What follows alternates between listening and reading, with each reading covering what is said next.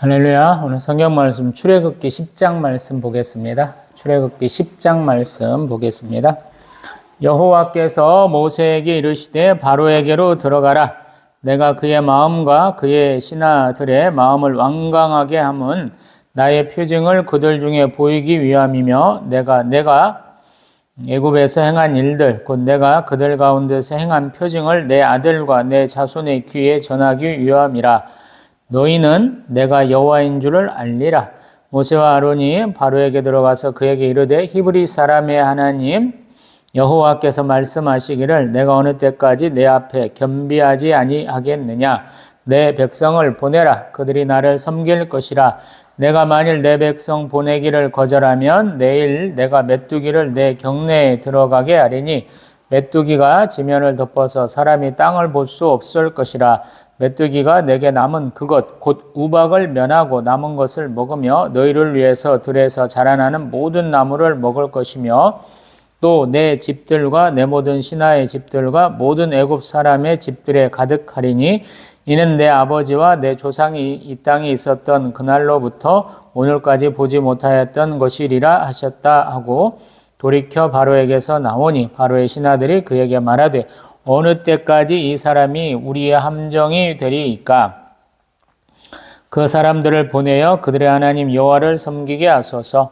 왕은 아직도 애굽이 망한 줄을 알지 못하시나이까 하고 모세와 아론을 바로에게로 다시 데려오니 바로가 그들에게 이르되 가서 너희 하나님 여호와를 섬기라. 갈 자는 누구냐? 모세가 이르되 우리가 여호와 앞에 절기를 지킬 것인즉 우리가 남녀노소와 양과 소를 데리고 가겠나이다. 바로가 그들에게 이르되 내가 너희와 너희의 어린 아이들을 보내면 여호와가 너희와 함께 함과 같으니라. 보라 그것이 너희에게는 나쁜 것이니라. 그렇게 하지 말고 너희 장정만 가서 여호와를 섬기라. 이것이 너희가 구하는 바니라. 이에 그들이 바로 앞에서 쫓겨나니라. 여호와께서 모세에게 이르시되 애굽 땅 위에 내 손을 내밀어 메뚜기를 애굽 땅에 올라오게 하여 우박에 상하지 아니한 밭에 모든 채소를 먹게 하라. 모세가 애굽 땅 위에 그 지팡이를 들매 여호와께서 동풍을 일으켜 온 낮과 온 밤에 불게 하시니 아침이 되매 동풍이 메뚜기를 불어들인지라. 메뚜기가 애굽 온 땅에 이르러 그 사방에 내리매 그 피해가 심하니 이런 메뚜기는 전에도 없었고 후에도 없을 것이라. 메뚜기가 온 땅을 덮어 땅이 어둡게 되었으며 메뚜기가 우박에 상하지 아니한 밭의 채소와 나무 열매를 다 먹었으므로 애굽 온 땅에서 나무나 밭의 채소나 푸른 것은 남지 아니하였더라. 바로가 모세와 아론을 급히 불러 이르되 내가 너희 하나님 여호와와 너희에게 죄를 지었으니 바라건대 이번만 나의 죄를 용서하고 너희 하나님 여호와께 구하여 이 죽음만은 내게서 떠나게 하라. 그가 바로에게 나가서 여호와께 구하매 여호와께서 돌이켜 강렬한 서풍을 불게 하사 메뚜기를 홍해에 몰아 넣으시니 애굽 온 땅에 메뚜기가 하나도 남지 아니하니라. 그러나 여호와께서 바로의 마음을 완악하게 하셨으므로 이스라엘 자손을 보내지 아니하였더라. 여호와께서 모세에게 이르시되 하늘을 향하여 내 손을 내밀어 애굽 땅 위에 흑암이 있게 하라. 곧 더듬을 만한 흑암이리라. 모세가 하늘을 향하여 손을 내밀매 깜깜한 흑암이 3일 동안 애굽 온 땅에 있어서 그 동안은 사람들이 서로 볼 수 없으며 자기 처소에 일어나는 자가 없으되 온 이스라엘 자손들이 거주하는 곳에는 빛이 있었더라. 바로가 모세를 불러서 이르되 너희는 가서 여호와를 섬기되 너희 양과 소는 머물러 두고 너희 어린 것들은 너희와 함께 갈지니라. 모세가 이르되 왕이라도 우리 하나님 여호와께 드릴 제사와 번제물을 우리에게 주어야 하겠고 우리의 가축도 우리와 함께 가고 한 마리도 남길 수 없으니 이는 우리가 그 중에서 가져다가 우리 하나님 여호와를 섬길 것이며 또 우리가 거기에 이르기까지는 어떤 것으로 여호와를 섬길는지 알지 못함이니이다 하나 여호와께서 바로의 마음을 완악하게 하셨으므로 그들 보내기를 기뻐하지 아니하고 바로가 모세에게 이르되 너는 나를 떠나가고 스스로 삼가 다시 내 얼굴을 보지 말라. 내가 내 얼굴을 보는 날에는 죽으리라. 모세가 이르되 당신이 말씀하신 대로 내가 다시는 당신의 얼굴을 보지 아니하리이다. 아멘. 할렐루야. 성경은 참 어려워요. 항상 말하듯이. 왜냐하면 우리가 흔히 아는 과학적인 지식을 가지고 이해할 수 없다라는 거예요. 이적과 표적과 기사, 때로는 표징이라는 것이 그렇게 일어납니다. 그래서 우리가 많은 사람들이 성경에 나오는 어떤 표적이적 기사를 갖다가 과학적으로 설명해 보려고 많이 그러는데 대부분 안 맞죠. 안 맞는 이유가 하나님이 우리에게 자신이 직접 능력을 보여주시는 거, 권능을 보여주시는 것이라는 전제를 빼먹기 때문에 그래요. 그래서 어려운 거예요. 이제 제가 이제 알바 뛰는 얘기를 가끔가다 하잖아요. 의류 물류센터에서 일하는 것이라 하는 일이 뻔해요. 뭐 대리점 같은 데서 물건 반품 들어오면 받아가지고 이제 센터 거 만들고 다시 굉장히 한 400평쯤 되는가 봐요. 1, 2층으로 나눠가지고. 뭐, 이렇게 옷걸이에다 걸어갖고 하는 뭐 상의나 우리 외투 같은 것도 있고 또 접어가지고 와이셔츠니 바지니 뭐 이런 것들 정리하는 그런 곳이 이렇게 구분되어 있거든요. 근데 우리가 시즌이 지나면 오래된 옷들은 정리해갖고 좀 이렇게 촘촘하게 정리를 하고 새로 이제 받을 것들은 이제 그 공간에 이렇게 만들거든요. 그러다 보니까 기존에 있던 사람들보다 그런 과정을 하는 사람들, 정리하던 사람들이 더 많이 알게 돼 있어요. 물론 이제 소위 말해서 연륜이라는 거, 짬밥이라는 것을 무시할 수는 없죠. 많이 아는데 막상 그렇게 열심히 정리한 사람들이 물건 갖다가 다시 그 재래에다가 맞게 이렇게 진열을 해봐, 정리해봐 그러면 어떤 경우는 잘 못해요. 왜 그러냐면 내가 경험했을 때 요 근방에 있어야 돼 그러는데 사실은 그 경험이라는 거, 자기의 어떤 예측이라는 게 꼭 맞지는 않잖아요. 그럴 때 이제 여기 한 군데 있었어 하고 어중간에 알고 있는 사람은 쭉 확인하면서 가서 꽂을 수 있는데 굉장히 열심을 내갖고 이쯤에 있어야 돼 라고 하는 사람들은 못 찾았고 막 헤매기도 하고 그러거든요. 우리 성경도 그래요. 성경의 은혜, 하나님이 나에게 주시는 그 빛, 생명의 빛, 구원의 빛을 말씀을 통해서 받을 수가 있는데 성경을 좀 많이 읽은 분들은 어디에 은혜가 있어, 어디에 그 감동 포인트가 있어 이것들을 많이 찾거든요.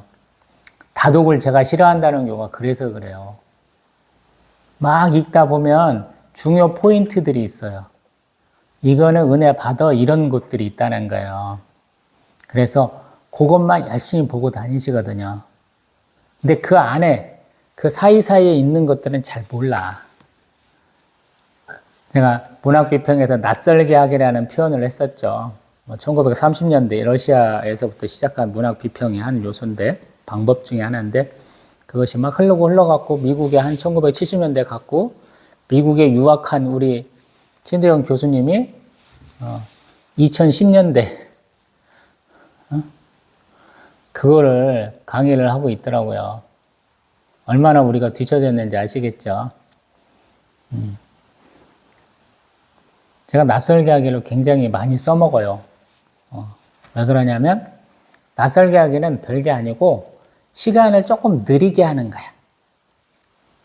우리가 빨리 가면서 감상할 수는 없잖아요. 제가 그런 얘기 하잖아요. 나이가 키로수랑 비슷하다고. 제가 지금 올해 55 됐잖아요. 한국 나이로. 그럼 55km로 가는 거예요. 멀리 있을 때는 멀리 볼 수 있지만 가면서 옆에 있는 건 잘 못 보는 거잖아요. 55km. 빠르지도 않은 것 같은데 가다 보면 주변의 환경이 잘 기억이 안 나는 그런 키로수잖아요. 어떤 분은 뭐 순식간에 지나가잖아요. 저도 4월달 어떻게 투잡 뛰어 그러는데 벌써 4월 30일 마지막 날이에요. 굉장히 빨리 갔다라는 거예요. 성경도 마찬가지. 제가 이제 이런저런 얘기를 해본 것은 뭐냐면 성경에 있는 내용들을 빨리 가는 것이 아니라는 거예요. 우보천리라는 말이 있어요. 소걸음으로 가면 천리를 갈 수 있다라고 그러거든요. 막 우리는 빨리 가야 된다는 그런 압박감을 느껴 한국 사람들은. 뭔가 책을 읽어도 많이 읽어야 된다는 거예요. 또 많이 읽는데 그거에 성공 못하는 사람들은 뭐냐면 난 한 권이라도 열심히 수백 번 읽을래. 독서 100편 의자연. 책을 한 100번쯤 누르면 뜻이 자연스럽게 이렇게 알아진다고 나타난다고 하는 어떤 그런 것들을 한국 사람들은 굉장히 믿는 것 같아요. 그래서 그런 짓들을 많이 하시죠. 제가 지시라고 그랬어요. 그런 거 하지 마시라고. 굉장히 천천히.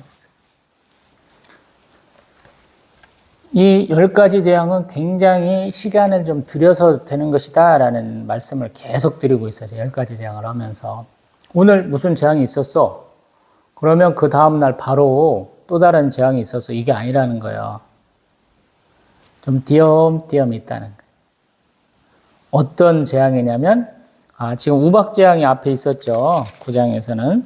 마지막에 우박재앙이 있었어요. 우박재앙의 가장 큰 피해는 뭐냐면, 보리아하고 삼, 아마라고 그래서 우리 삼배 만드는 그런 것 같아요.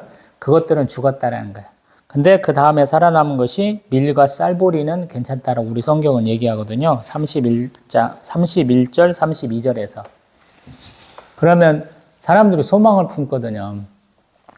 야, 우리가 가장 처음에 거둘 수 있는 보리도 아작이 나고 삼도 아작이 났는데 아직도 우리 밀과 쌀보리는 남았잖아. 우리 이거 잘 키면 먹고 살 수 있어. 이렇게 생각했다는 거거든. 근데 그때 메뚜기를 불러오는 거야, 하나님은. 그 소망의 싹을 그냥 싹 잘라버리는 거야. 이게 10가지 재앙이라는 거야. 앞에서 피, 개구리, 이, 파리, 그 다음에 뭐예요? 가축돌림병, 악성 종기, 그 다음에 지금, 우박, 그 다음에 지금 우리가 메뚜기를 보고 있잖아요.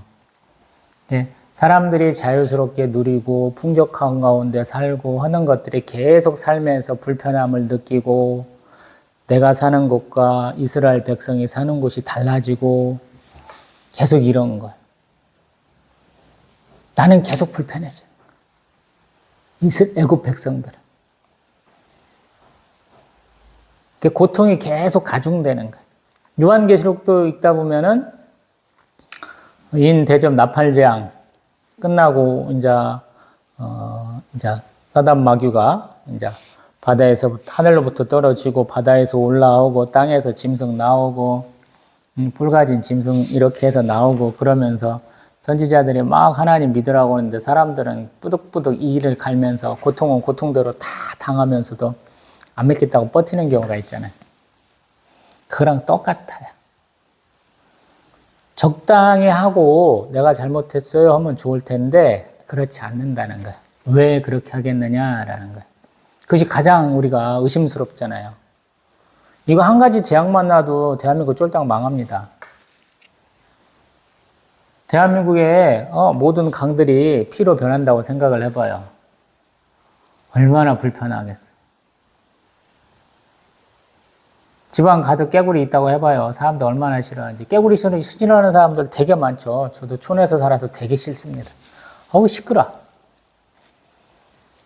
모내기 철 되게 시끄럽잖아요. 황소깨구리는 더 시끄러워요.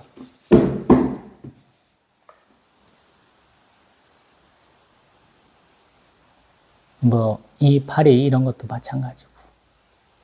가축들이 다 죽어버려요. 얼마나 아까워요. 재산이잖아요. 재산이 없어지고 농사에 불편하고 자기가 움직일 때 불편하고 그러잖아요. 악성 종기가 전에 얼굴이 나고 뭐든지 몽땅 다 난다고 그렇게 말씀드려봤죠. 나에게 직접적인 피해가 와요. 내 몸에. 그래도 어떻게 먹고 살아야 되니까 일해야 되잖아요. 근데 그 다음에 일어난 게 뭐예요? 우박재앙이잖아. 하나님이 밖에 나가서 일하지 마 그랬거든요. 근데 먹고 살라니까 어쩔 수 없이 아픈 몸 이끌고 가갖고 농사를 지었다는 거야. 근데 그 사람들 우박에 맞아서 죽었다라는 거거든요. 알거지가 돼가는 거예요. 그래서 이 모세와 아론이 가서 딱 선포했을 때 바로의 신하들이 듣고는 바로한테 가서 하는 말이 있잖아요. 7절에 어느 때까지 이 사람이 우리 함정이 되겠습니까? 그 사람들을 보내어 그들의 하나님을 섬기게 하소서. 왕은 아직도 애굽이 망한 줄을 알지 못하십니까? 라는 거예요. 망했죠. 물이 풍성했잖아요. 근데 그 물이 이상하게 됐잖아. 그리고 지금 가축들 이상하게 됐고 토지가 황폐하게 됐잖아요. 그리고 그나마 우리가 소망을 품을 수 있는 이제 밀과 쌀보리는 거둬야 될 거 아니에요. 다 털린 거잖아요, 지금. 그것도 없으면 어떻게 살아요? 그러니까 바로는 이렇게 말하고 가서 모세하고 아론은 또 달겨갖고 또 데리고 오잖아요. 그래서 서로 타협하게 하고 협상하게 하는데 협상이 안 되죠. 바로는 여전히 그 사람들을 안 떠나게 하려고 그래요. 재산이라는 거 어떤 면에서 내 것이라는 거예요. 내가 니들의 왕이야 뭐 이런 생각을 아직도 많이 갖고 있다는 거예요. 그래서 하는 말이 어린아이만 가면 어떠냐. 가축도 놔두고 장정만 가라라는 거예요. 그러면서 11절 이것이 너희가 구하는 바니라 이에 그들이 바로 앞에서 쫓겨났다라는 거예요. 이것이 너희들 구하는 바였잖아 이렇게 얘기한다는 거예요. 이게 문제예요. 감탄형으로 해석하느냐 아니면 이것을 의문형으로 해석하느냐에 따라서 좀 다른데 우리 이제 다른 성경들 조금 다르게 해석하는 걸 보면 우리 이제 쉬운 성경 같은 경우에는 우리 11절 정도로 이렇게 만들어요. 10절 정도를 내가 너희와 너희 어린 것들을 보낸 것이나 마찬가지로 너희 주님이 너희와 함께 하기를 바란다. 그러나 그렇게 하지 마라. 또 11절에 너희가 구하는 바로다 인 것을 킹 제임스 역을 통해서 한번 보면 어림도 없다. 너희가 지금 속으로 악한 의미를 꾸미고 있음이 분명하다. 라고 그래서 조금은 다르게 표현을 해요. 더 격렬하게 표현한다라는 거예요. 다른 성경에서는. 우리가 보고 있는 개역 개정에서는 조금 다르게 보고 있는 거예요. 그러니까 감정과 감정이 그냥 이렇게 빡 부딪혀가지고 큰 충돌이 일어나는데 너무 점잖게 한다는 거예요. 우리 성경은 해석은. 우리 성경 보면 가끔씩 웃기잖아요. 우리는 압존법이라고 그래요. 높으신 분이 있고 나한테 중간쯤 되는 분이 있어. 내가 제일로 말단이야. 나보다는 높지만 높으신 분보다는 낮은 사람이 있어. 그러면 이 사람을 높이지 않아요. 응? 제일로 높은 분 때문에. 사장님이 있는데 이 과장님이 뭘 했어요? 이렇게 얘기하지는 않는다는 거예요. 말단도. 이 과장이 뭘 했어요? 이렇게 해야 되는 것이 정상적인 어법이라는 거예요. 우리는 그렇게 안 하죠. 코딱지만 애한테도 손님이니까 무슨 님 뭐 이렇게 하고 경어를 쓰라고 이런 대조하지도 않는 문화가 지금 막 펼쳐져 가고 있잖아요. 그리고 예수라고 부르는 것도 이상해요. 성경도 그렇고 찬송도 그렇고 님자도 안 붙이잖아요. 예수를 우리가 그렇게 부를 수는 없거든요. 예수님 해야 되거든요. 근데 우리는 계속 예수 그리스도만 이렇게 얘기하거든요. 이상한 거 있죠. 통일이 안 되는 거야. 쉽게 말해서 이 성경을 번역한 분들이 학자층이 아니야. 국어 쪽에 능통한 분이 아니에요. 어떤 면에서 보면. 그래서 용감한지도 몰라요. 제가 그래서 무슨 책이든지 직독직했어요 이런 건 보지 말라고 그러잖아요. 세상에서 제일 무식하게 해석하는 거예요. 나는 바보예요 라는 얘기를 하고 그것을 감안하고 당신이 잘 들어요 라고 얘기하는 거니까 그런 거 보지 마세요. 귀찮아. 더 좋은 번역들 많아요. 대한민국에 똑똑한 사람이 얼마나 많은지 모르겠어요. 적어도 영어로 쓴 원문이라면 영어와 국어를 잘하는 사람이 있어야 하는데 저는 아직은 만나보진 못했어요. 이 촌에서만 다니다 보니까 전라북도권에서만 다니다 보니까 못 만나봤어요. 국어에 능하기 위해서는 소설을 굉장히 많이 봐야 돼요. 고전문학도 봐야 되고 현대문학도 봐야 되고 문학작품에 좀 뛰어난 분들이어야 돼요. 또 영어도 원문으로 쓴 소설들을 많이 봐야죠. 시를 보던가. 그래야 오늘이 뭔가를 알 거 아니야. 소위 말해서 수사법에 좀 알 거 아니야. 은유와 직유는 적어도 알 거 아니에요. 근데 그런 사람이 별로 없어. 왜냐하면 한국 교육이 맨날 반복만 시켜. 책 한 권 있으면 책을 읽는 게 아니고 조금씩 읽어갖고 내용이 뭔가만 물어봐. 그러니까 안 된다는 거야. 성경은 그렇게 보면 안 된다는 거야. 전체적으로 보세요, 항상. 항상 천천히 봐야 되고 시간을 들여서 봐야 돼요. 제가 이 얘기를 한 100만 번쯤 할 것 같죠? 또 하고 있어. 왜냐하면 이 부분이 조금 이상하게 해석된 것 같다라는 생각이 때문에 그래요. 바로는 마지막까지도 자기의 자존심을 지키면서 이스라엘 백성들을 까내리고 여호와 하나님을 인정하지 않는 그런 장면이거든요. 근데 그런 뉘앙스가 안 느껴진다는 거지. 나는 신이고 니네는 핫발이잖아. 이러한 그 격차를 갖고 지금 바로가 끝끝내 자신의 자존심을 지키고 있는데 그것이 표현 안 됐다는 생각이 들어서 이 말씀을 드린다라는 거야. 그리고 이제 또 넘어가 보면 항상 모세의 상징은 지팡이에요. 지팡이. 왜 지팡이를 항상 하는지 모르겠어. 우리로 말하면 지도자들은 홀이라고 그래요. 지팡이가 기른 게 아니야. 요만밖에 안 해. 우리 예전에 보면은 독재에서도 박정희니 뭐 이렇게 전두환이 보면 쥐봉이라고 있고 코딱지 많은 거 들고 다니는 것들 많잖아요. 그 홀이라 그래, 홀. 영국 국왕 같은 경우에는 뭐 공식 행사에서 자기가 멋지게 다 차려입고 왕관도 쓰고 뭐 외투도 비싼 것 하고 다 그랬을 때는 굉장히 길은 걸 써요. 멋지게 장식된 막대기인데 지팡이인데 굉장히 긴 걸 써. 근데 대부분은 앉아서 할 때는 홀이라고 해서 이만밖에 안 하거든요. 바로 같은 사람들 이렇게 미라 만들어져 갖고 딱 있는 사람들은 뭐 이렇게 해갖고 두 개 딱 지팡이 홀을 두 개 쥐고 있는 거 볼 수 있잖아요. 근데 모세는 항상 지팡이에요. 왜 지팡이인가는 모르겠어요. 그의 정책성인 것 같기도 하고 하나님을 통해서 이게 뭐 일인지 모르겠어요. 아무튼 모세가 지팡이를 들면 뭔 일이 일어납니다. 그게 키워드야. 그걸 잘 알아야 돼. 지팡이를 들으면 뭔 일이 일어나. 나중에 홍해도 갈라질 때도 지팡이를 들고 있어. 아말렉 족속하고 싸울 때도 지팡이를 들고 있어야 이기는 거야. 이 지팡이를 잘 알아야 돼. 한번 해보세요. 머릿속에도 조금 넣어보세요. 지팡이를 들고 있으니까 동풍이 불었다라는 거예요. 어느 정도 온밤과 온낮. 하루 종일 들고 있는 거예요, 정말. 쉽지 않죠. 막 벌레가 막 돌아다니고 막 난리도 아니네. 하루 종일.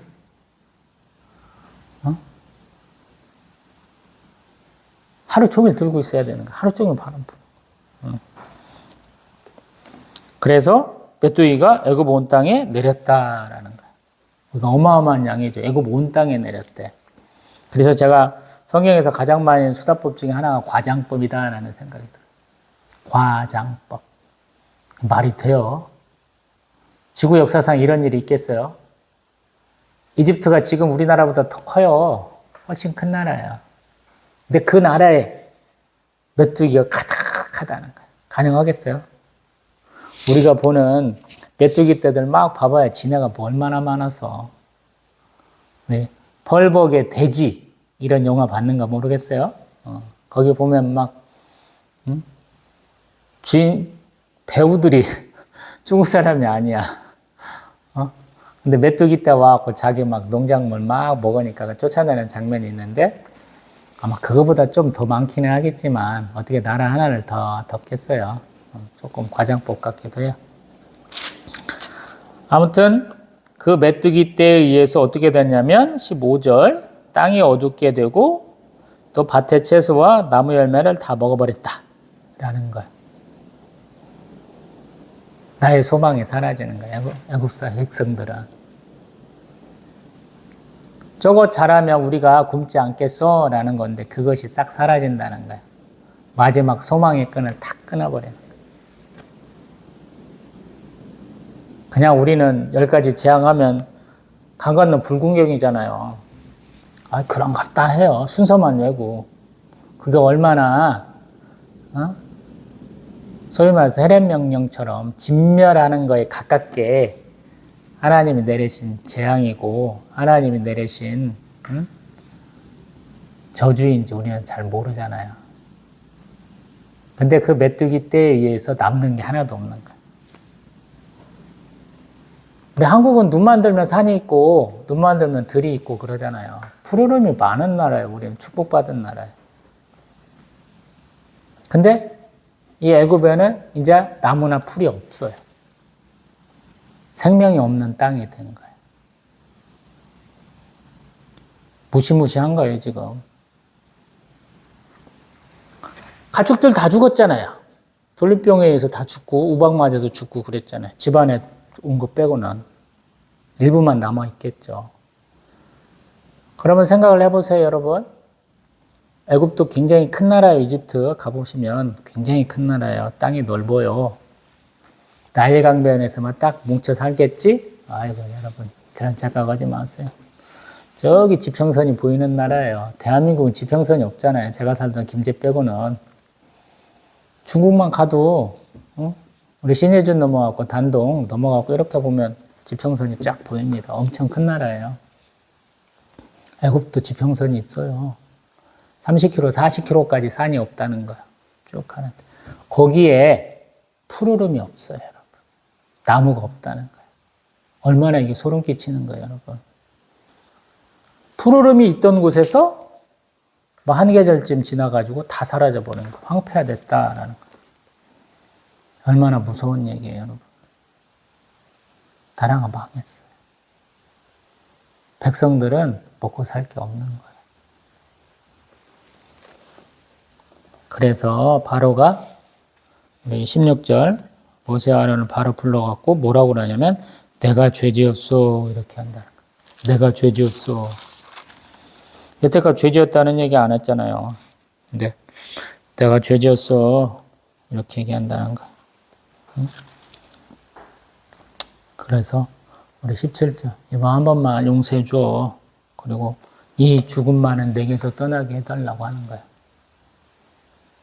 죄 지은 것과 죽음을 연결시킨 만큼. 우리도 똑같을 거예요. 우리 대한민국 6.25 전쟁 때 얼마나 심했어요. 나무들 많이 태웠잖아요. 특별하게 뭐 높은 산에는 빨치산도 있다고 그래서 지리산 같은 데 많이 태웠잖아요. 아무것도 안 남은 거예요. 막 휴전선 왔다리 갔다리 우리 384 이남인이 이북인이 싸웠던 우리 뭐 철원이니 뭐 이런 데들 보면 산이 깎여 나갔어요. 없어. 하도 포탄 맞아가지고 없는 거예요. 그 땅을 한번 생각을 해보세요. 끔찍한 거잖아요. 그래서 하나님께 구했더니 하나님 이번에는 동풍이 아니고 뭐냐면 서풍. 동풍에 의해서 홍해를 넘어온 거예요, 사실은. 근데 이상해. 서풍 때문에 홍해에 빠져 죽었다 그래요. 말이 되는가 모르겠어. 아니, 동풍 타고 홍해를 넘어왔을 거 아니에요. 근데 왜 서풍 타고 홍해에 빠져 죽냐고. 여기 보면. 이게 하나님의 능력이라 그래요. 홍해가 넓으냐고 그러면 넓지도 않아요, 여러분. 일본 놈들 뭐 배 하나 지나가다가 좌초해가지고, 수에즈나 막혔잖아요. 예전에는 다 뚫려있지도 않았고, 영국, 프랑스 놈들이 뭐 좀 해먹자고 그걸 뚫었잖아요. 똑같다는 거예요. 근데 그때도 똑같이 나오는 말씀은 뭐냐면 여호와께서 바로의 마음을 완악하게 하셨으므로 이스라엘 자손을 보내지 아니했다라는 거예요. 완악하게 하셨다라는 거예요. 계속 꿍심을 가지고 반항하게 하셨다라는 거예요. 이 얘기가 10장에서 나왔거든요. 우리 10장 1절에서 바로의 마음과 그의 신하들의 마음을 완강하게 했다라고 그래요. 이 얘기를 또 한 번 하는 거예요. 메뚜기 재앙 전에 한 번 하고 끝나면서 한 번 더 하고 계속 그들의 마음에 꿍심이 있고 반항심이 있으니까 계속 두들겨 맞고 쳐맞고 두들겨 맞고 쳐맞고 계속 이러는 거예요. 그러고 나서 이제 흑암 재앙은 보면 흑암인데 어느 정도 흑암이냐라는 그 정도를 좀 따져보면 여기 쭉 보면 21절 더듬을 만한 흑암이다 그래요. 더듬을 만한 흑암. 이게 뭐냐면 굉장히 짙은 것 같아요. 우리가 까만색을 이렇게 어떤 경우에는 만져질 것 같은 때가 있잖아요. 한국에는 좀 드물어요. 왜냐하면 가로등이 많아. 그리고 별이나 달이 뜨면 그렇게 어둡지 않아요. 소위 말해서 산끈을 아니면 구름에 가려갖고 좀 어두울 때가 정말 이럴 때가 있어요. 사람들 굉장히 두려워해요. 저도 이제 알바 뛰는 데서 이제 사방이 좀 어둑어둑해지고 불을 끄면 다 가려갖고 시커매지거든요. 그러면 좀 무섭무섭하거든요. 이런 생각해 보세요. 지하실이야. 불이 안 들어와. 저녁이야. 섬뜩하겠죠. 이게 더듬을 만한 흑암이다라는 것에 아마 가까울 거예요. 손으로 딱 만지면 까만 것이 만져질 듯한 그런 빛이 하나도 없는. 근데 반대로 이스라엘 자손이 거는 땅에는 빛이 있겠다라는 것이거든요. 그래서 이거는 언제 끝날지 모르잖아요. 빛이 없으면 사람이 살 수가 없는 거예요. 굉장히 힘든 거예요. 한국 사람들 자살률이 굉장히 높아요. 세계적으로. 불행히도. 근데 북극권 가까이 사는 사람들 해가 지지 않는다든가 아니면 해가 뜨지 않는다든가 이런 상황들이 벌어지잖아요. 그러면 이게 우울증에 걸릴 확률이 높다고 그러거든요. 제가 그런 말씀 드려봤죠. 제가 여조산 전도사님들 가방 들고 다니면서 전도부터 배웠다고. 이 알코올 중독에 걸리신 분들의 특징이 뭐냐면 가면 집에 불도 안 켜놓고 있어요. 굉장히 어두워요. 병이 클수록 사람이 빛을 싫어요. 저도 마찬가지고. 저도 우울증에 걸리면 불 켜는 거 싫어. 그래서 요때 이제 바로가 모세를 불러가지고 이제 더 양보하는 거죠. 야, 니들 가축, 응? 양과 소는 머물러 두고 저번에는 니들 장정만 가라고 했는데 이제 애들까지 데리고 갔다 와. 근데 이제 모세가 이제 더 강력하게 얘기하죠. 왕이라도 우리가 제사할 수 있도록 가축 내놔야 됩니다. 가축은 당연하게 가는 것입니다. 라고 얘기를 하거든요. 근데 27절, 여전히 또 바로의 마음을 완악하게 하셨다라는 거예요. 계속 화가 뻘쩍 나가지고는 그냥 못 가! 가지 마! 막 이런 식으로 화를 내면서 28절, 너는 나를 떠나가고 스스로 삼가 다시 내 얼굴을 보지 말라. 내가 내 얼굴을 보는 날에는 죽여버릴 거야. 이렇게 얘기한다는 거예요. 모세는 뭐라고 하냐면 네가 말한 대로 내가 다시는 네 얼굴 안 볼 거야. 이렇게 한다는 거예요. 협상 결렬이야. 최종 협상 결렬. 보내 주네 마네가 아니고 우리 그러한 협상의 판을 엎어버리는 거예요. 이제 그러고 이제 우리 뭐 6월절 얘기 쭉 하고요. 그 다음에 이제 장자의 죽음을 하고 이제 떠나게 됩니다. 참 무시무시한 거죠. 왜 우리가 당할 수 있는 가장 큰 두려움 중에 하나가 어둠일까라는 거 한번 생각을 해봐야 돼요. 피에서부터 시작했잖아. 피, 개구리, 파리, 가축 돌림병, 악성 종양, 그다음에 우박, 메뚜기, 흑암, 그 다음에 장자의 죽음 이렇게 얘기해요. 이집트에는 태양을 상징하는 수많은 신들이 있다고 그러거든요. 그리고 그 신들 중에 최고가 태양이고 태양신이고 우리 바로가 태양신이라고 그러거든요. 그래서 이 계속 완악하게 하고 뿔라니 이 바로도 점점 깨달아 아는 거죠. 하나님 어떤 분이신지. 우리도 그런 경우 많아요. 제가 여기 여호와 샬롬 기드온 사사에게 제가 가끔 가다 하잖아요. 기드온 사사는 사실은 겁이 많아요.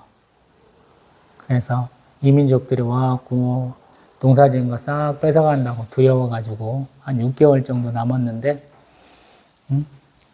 타작마당이 아니고 포도주 틀에서 타작하다가 천사가 와서 부르잖아요. 큰 용사여.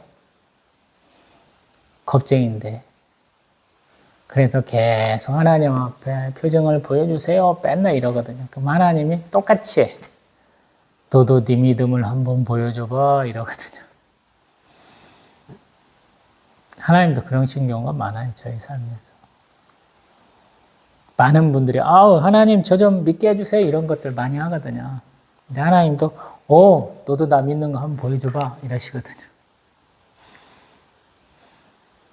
굉장히 그것도 이제 케이스 바이 케이스인데 개개인의 사정에 따라 좀 다를 수 있는데 저는 그냥 하나님이 굉장히 자상하시고 또 유머러스하고 또 섬세하신 하나님이라고 부르거든요.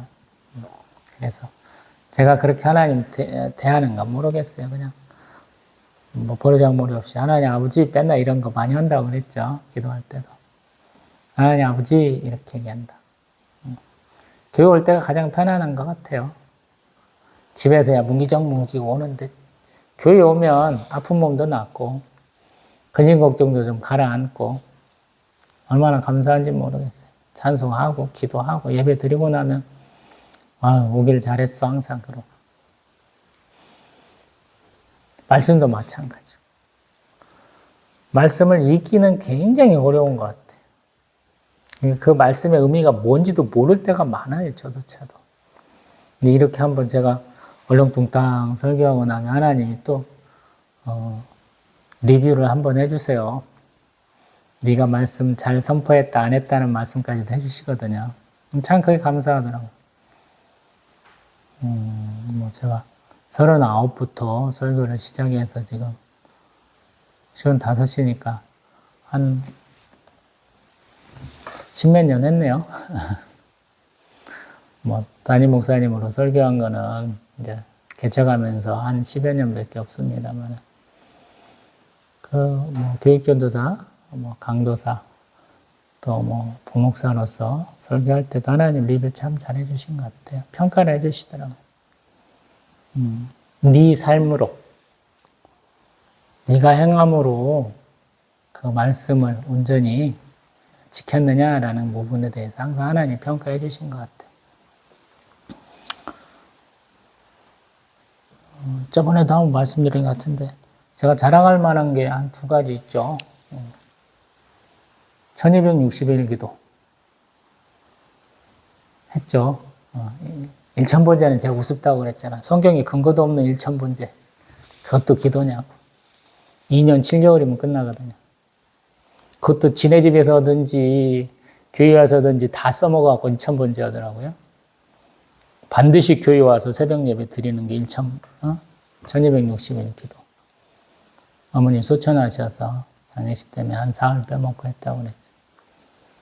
예전엔 제가 그랬잖아요. 제가 차 바꾸면서 365, 1037 그래서 1260일 중에서 1037일은 잘 드렸는갑다 그랬거든요. 근데 이번에 이사를 하려고 이렇게 가다 보니까 뭔 생각이 드냐면 반대일 수도 있겠구나.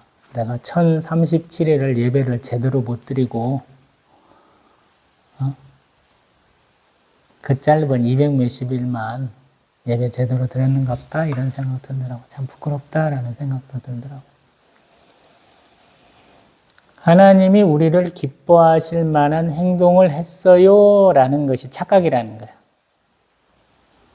어떤 분들하고 얘기하려면 깝깝해 죽겠어.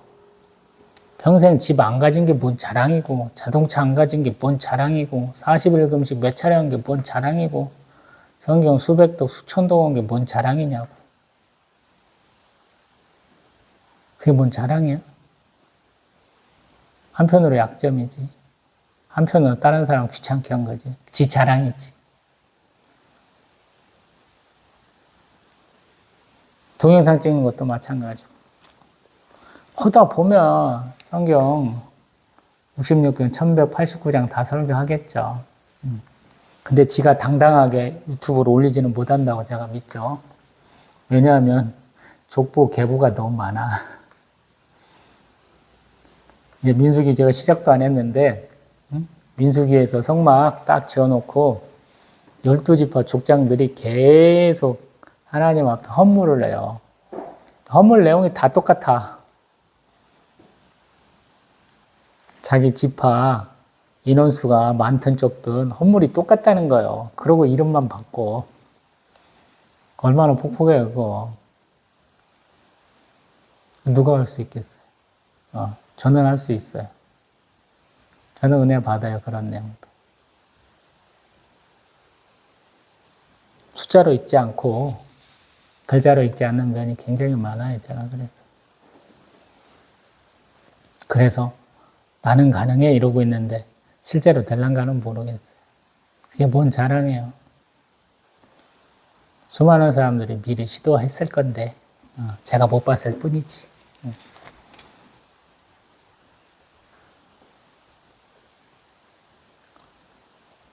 하나님은 항상 완악하게 하셨다라는 표현을 여러분도 한번 생각을 해봐야 돼요.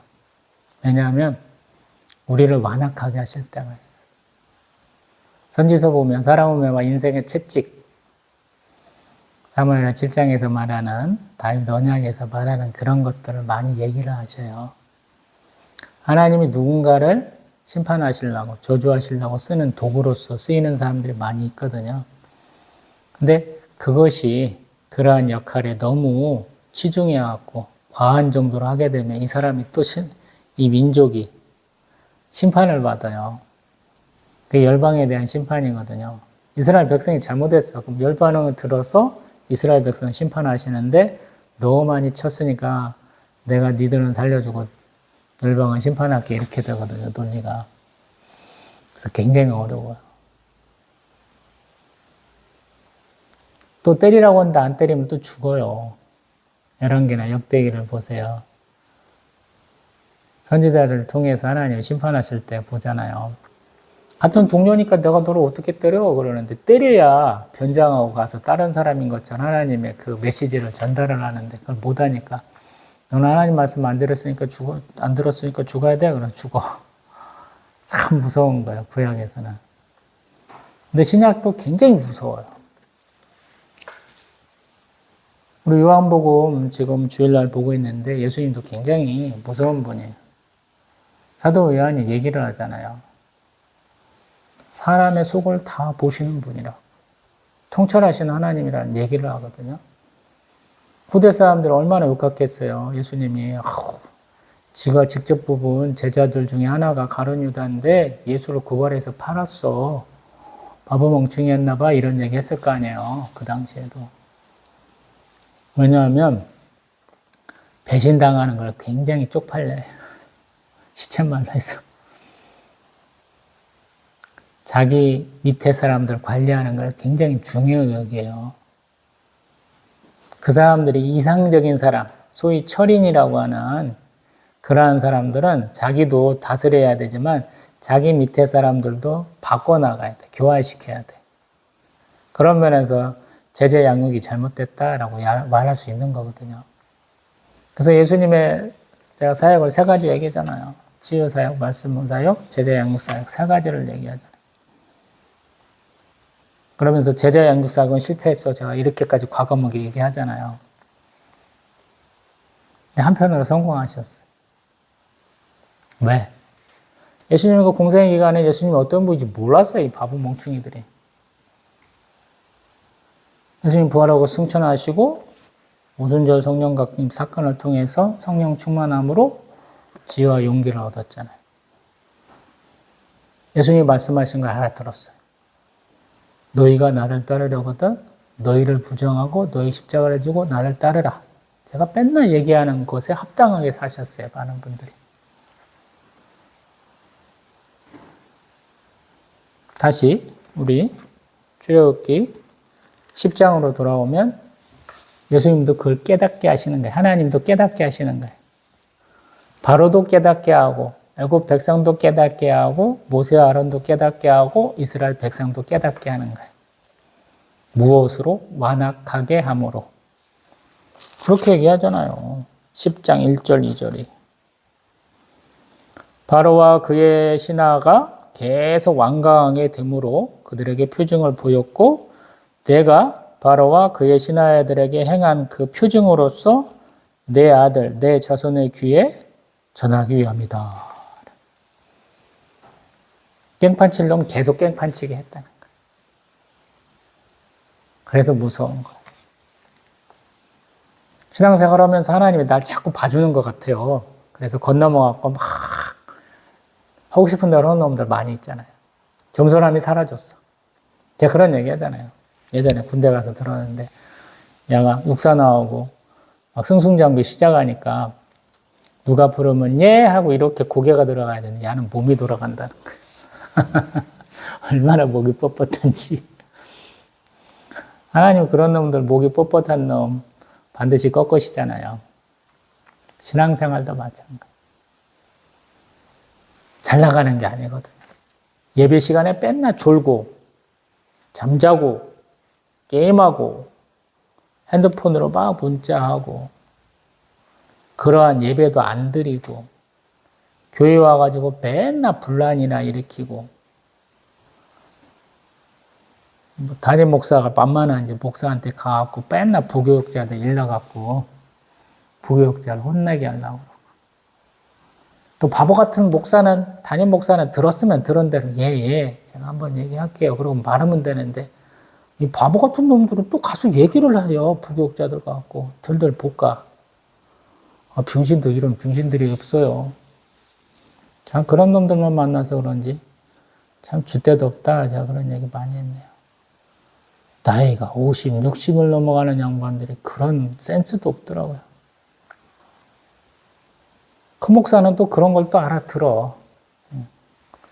영들 분별함이 있어가지고 그런 줄 알아듣더라고요. 근데 코딱지 많은 교회에서 지 막 섬겨준다고 그러고 지 말 따라준다고 그러면 맨날 저만 살아있고 부교육자들 딸딸 볶아갖고 맨날 갈아대고 그러고 지가 나중에 또 은퇴할 때 또 서운한 꼴, 더러운 꼴 다 보고 다니고 부교육자들 쫓아내면 성도들이 좋아하간대요. 제가 그런 얘기 많이 하는데 신령한 음식을 먹어야 되잖아요. 근데 성경을 천천히 보고 묵상하고 기도하고 하나님 만나지 않으면 신령한 음식을 못 줘요, 목사가. 맨날 어디 가서 수액이나 맞으라고 이렇게 하고 응?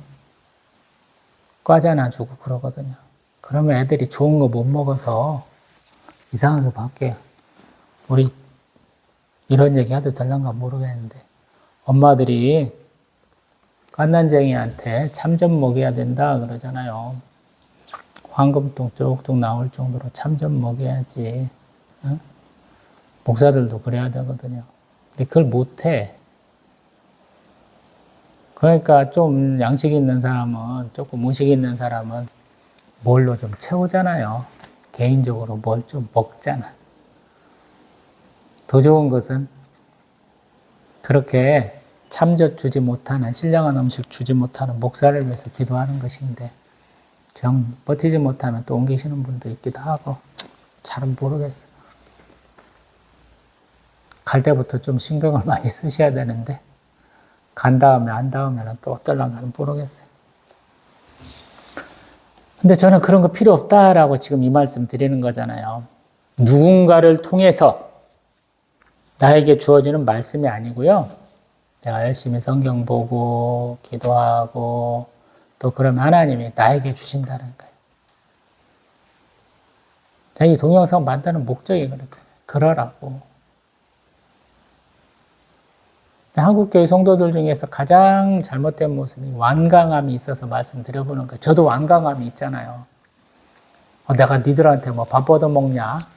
뭐 니들이 돈 안 주면 내가 뭐 문제가 있냐? 니들이 나 위해서 기도 안 한다고 내가 망하냐? 이런 식의 좀 완강함이 있잖아요. 나는 나의 사역이 있다 그러잖아요. 돈 주고 교인 사는 법도 없고 남들처럼 선교사 한번 빡 갔다가 더 좋은 자리에 있으면 그리로 가려고도 안 하고 그냥 이 제자리 지키는 맛으로 하고 있잖아요. 성도가 없으면 어때요? 시작할 때 하나님 감동 주셔서 개척했잖아요. 그 자리에. 하나님이 가라고 할 때까지 지켜야 될 거 아니에요. 왜 옮기는 거야? 이렇게 성도 없는 저도 지키는데 성도가 수천 명, 수만 명이야. 근데 더 좋은 교회, 더 큰 교회에서 와 그런다고 헐레벌떡 막 좋다고 가는 목사는 뭐 하는 놈들인지 모르겠어요.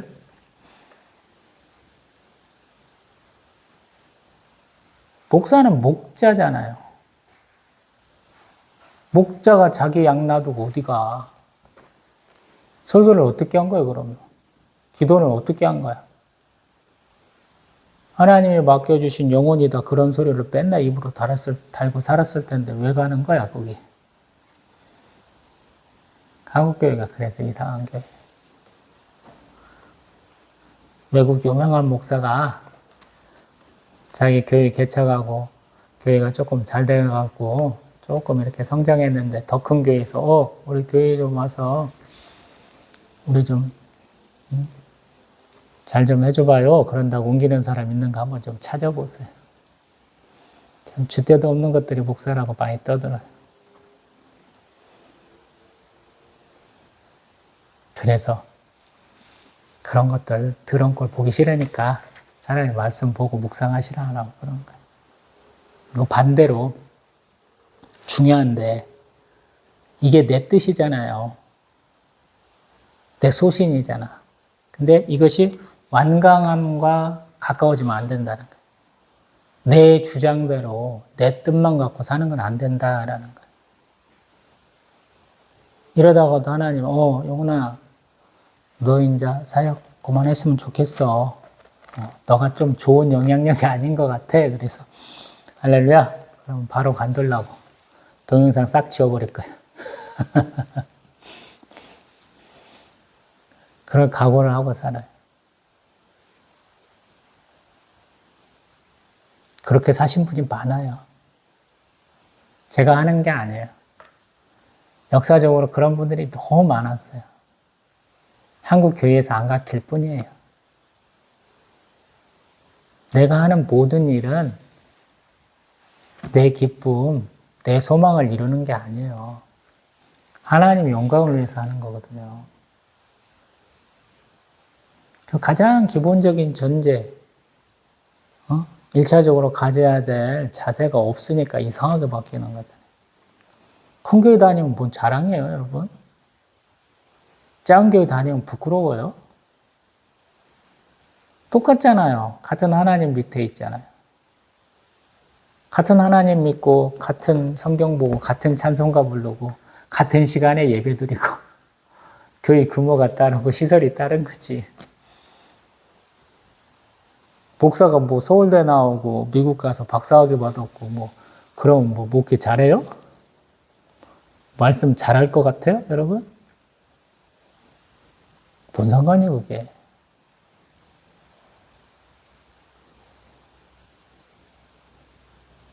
모세도 모두로 불러서 써요, 하나님이. 바로 개종시켜갖고 쓰면 되는데. 하나님 안 그러시잖아요. 나는 입이 뻣뻣해갖고 말도 못해요. 이런 사람이죠. 이스라엘도 잊어버리고, 애굽도 잊어버리고, 미디안 땅에서 40년간 목자하던 사람 불러갖고 하나님 쓰시는 거죠. 하나님 뜻대로 행하시는 거예요. 그래서 순종이 신앙생활의 첫째고 마지막이 되는 거예요.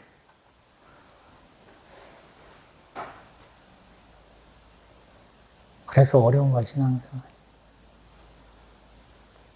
어디까지 나아가고 어디까지 멈춰야 되는지를 잘 몰라요.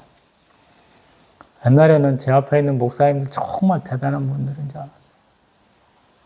지금은요, 보이지도 않아요. 삶도 안 따라오고, 못 따른 것 같고, 질라는 생각도 안 들어요. 왜냐하면, 사람을 바라보지 않기 때문에. 하나님 앞에 가면 하나님만 보여요, 여러분. 한국 사람들 특징이 뭐냐면, 무리지어서 있어요. 내 조망권, 시야가 좀 밝힐 정도로 해서 사람이 앞에 있고, 뒤에도 좀 많고, 주변에도 있는 거 원하거든요. 근데 신앙생활은 그렇게 하는 게 아니에요, 여러분. 하나님 앞에 딱 서는 거예요. 주변에 아무것도 들리지도 않고 보이지도 않는 정도로. 그래야 신앙이 커요. 하나님이 어떤 분이신 줄 알아요. 허튼 짓들 안 해요. 한국교회는 그걸 못해. 소위 말해서 인의 장막을 쳤어. 사람들이 워낙에 빡빡해. 움직일 수도 없고 그냥 휩쓸려 다녀. 물 위에 이리 간다 이렇게 이리 가고 저리 간다 저리 간다. 이거 하니까 좋다고 그러고 저거 하니까 좋다고 그러고 아무 의미 없어요. 하나님 앞에 딱 내려리 딱 잡고 서세요. 먼저 그렇게 배우고 그러다 보면 그런 사람들 만나게 돼 있어요. 아주 특별한 은총 가진 분들이 있어요. 말 안 해도 알아요, 그런 분은. 이렇게 우리 예전에 보면 사랑하는 사람들 어떻게 찾아요? 이런 경우 누군가가 질문한다면 걱정하지 마. 나하고 너는 텔레파시가 통해. 언제든지 찾아갈 수 있어. 이런 경우가 있잖아요. 똑같아요. 하나님 경외하고 하나님 사랑하고 하나님께 순종하고 충성하는 사람은 그런 사람을 만나고 그런 사람을 가까이 둘 수 있어요. 근데 요즘엔 너무 조그만 것 같아. 거의 없어졌어. 제 주변에 제가 그런 사람들이라고 알았던 분들이 다 사라졌어요. 불행히도 사라졌어. 왜냐하면 나이가 이렇게 먹고 10년, 20년 하다 보니까 그것들이 사라지더라고요. 사람이라 그런 것 같아요. 소위 말해서 업적을 남기고 싶어해. 결과를 얻고 싶어 하더라고요. 우리는 결과나 업적보다는 과정을 함께하면 더 좋아요. 항상 과정을 중시하라 그러거든요. 하나님 가까이 하면 하나님이 나를 열매 맺는 자가 되게 하세요.